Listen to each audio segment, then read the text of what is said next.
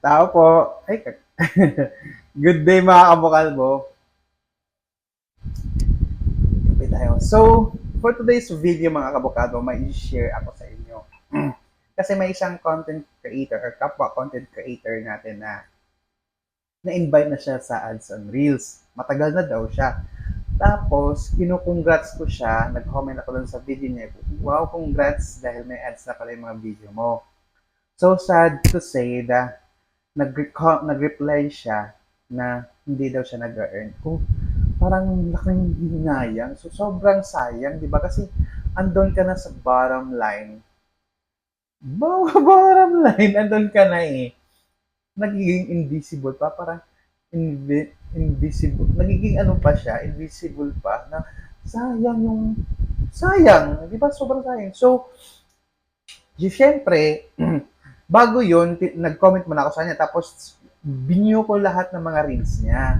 Then, I found out mga kabukalbo, yung mga video niya, may mga watermarks and music. So, and hindi pa yun, nag-upload pa rin siya ng ibang video. So, how come? Paano nangyari yun? Bakit na-invite siya sa ads on Reels na kahit may watermarks, music, tsaka ibang video? So, siguro magaling siya mag-edit kaya hindi siya nagkaroon ng violation or hindi siya na-copyright. Then, tinanong ko pa ulit yung content creator na yun na bakit hindi ka nagka-earn? May policy issue ka ba?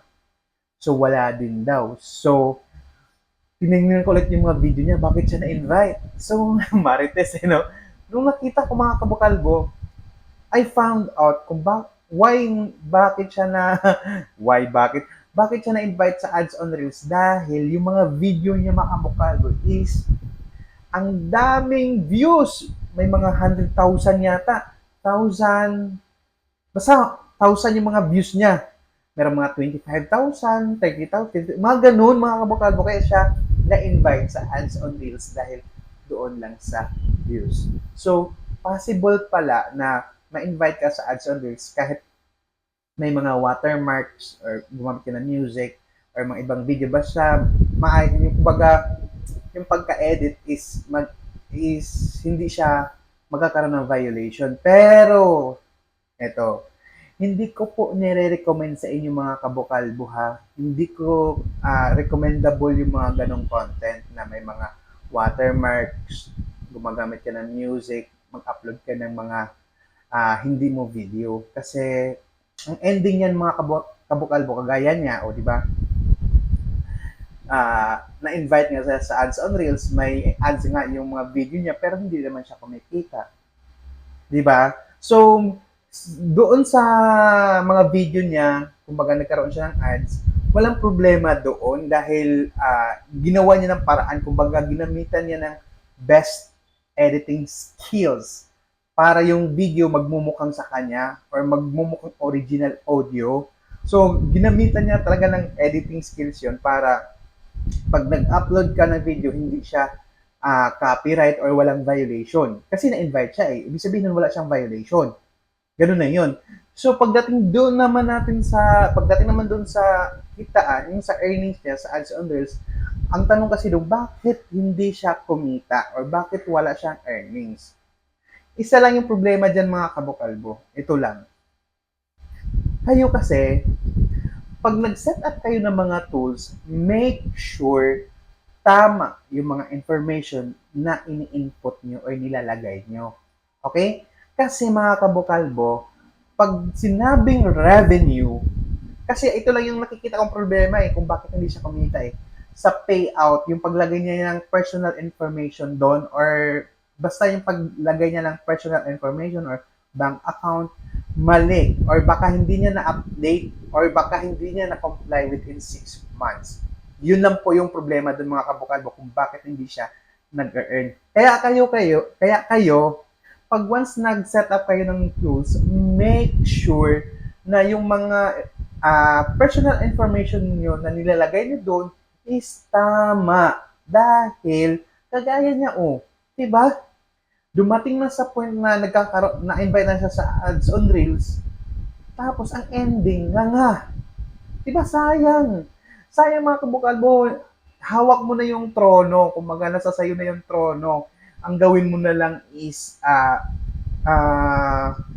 ganda ano na lang pagandahin pa lalo yung trono mo or igandahan mo uli para lalaki yung revenue mo sana. Hindi mo inayos yung paglagay ng information kaya ang nangyari, ang ending, wala kang earnings, hindi ka sumasahod. Si Meta kasi mga kabakalbo or kahit sino naman, pag sinabing revenue, mahigpit po talaga ang requirements dyan. Kasi pera ang pinag-uusapan dyan. So, kailangan ma-comply mo yan or kailangan sakto lahat ng mga sinasabi mo or ini-input mo doon or nilalagay or binibigay mong information sa kanila. Kasi nire-review din yan nila kung tama ba yung nilalagay mo. So, kailangan tama lahat. Okay? So, meron din silang deadline doon kung ilang months bago ma-comply mo lahat. 6 months yun. So, nagbigay na sila ng information about doon sa requirements na kailangan mong ma-comply agad yung payout bago nila ibaba or i-implement yung bagong terms and condition nila. So, maybe, kaya hindi po siya sumasahod kasi hindi niya na-update o hindi niya na ilagay ng tama yung mga personal information doon sa payout. Yun po yung alam ko mga kabukalbo kasi mayroon ding isa na tinulungan ko na na yung makuha niya yung earnings niya doon sa stars, ang ending kasi mali yung nilagay niyang bank account number doon sa payout. So, ang ending, yung earnings niya sa stars is expired na siya. And then, abutan siya ng bagong terms and condition na ini-implement ni Meta noong September 6.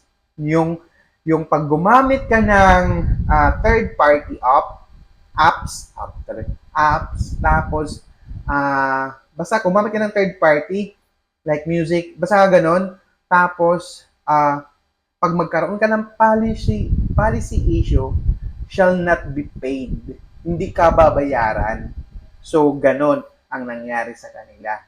So, naabutan siya doon sa implementation ni Meta na di ka na babayar pag di mo na comply within 6 months yung requirements. Kaya ako sa iyo, ito friendly advice, makinig ka, nasa sayo kung hindi ka maniwala sa akin, bahala ka na. Basta ganito ang gawin mo, take it slowly. Okay? Huwag kang masyadong magpadala sa makikita mo dyan sa social media. Okay? Well, that's good. Mag-upload ka.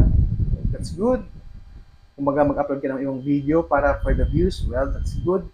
Make sure lang na yung nilalagay mo mga information is tama. And then, uulitin ko po basta pag magkaroon kayo ng tools na ma-invite na kayo sa ads on Reels or sa Stream Ads, i-review mo muna lahat ng post mo sa Facebook mo kasi i-review yan ni Meta bago ka i-approve. Okay? Delete mo muna lahat ng mga hindi mo video para hindi ka magkaroon ng unoriginal policy issue. Okay? So, yun lang. Basta take it slowly. Mas maganda yung dahan-dahan, at least yung ina-upload nating video is tama. Kung matagal ka man ma-invite sa ads on Reels, at least swak. Kaysa yung pabigla ang pasok, masakit yun. At, joke lang. At least kung dahan-dahan mong papasok ka, pag yung mga ganda, walang watermarks, kumbaga ganito lang yung video mo, pag once na invite ka, swak. Diba? So, ganun lang mga kabukalbo ha. So, sana nakatulong tong video na to. Kung ikaw naman ay ayaw mo makinig sa akin, bahala ka. Basta ako, sinabi ko sa iyo yung totoo. Bye-bye.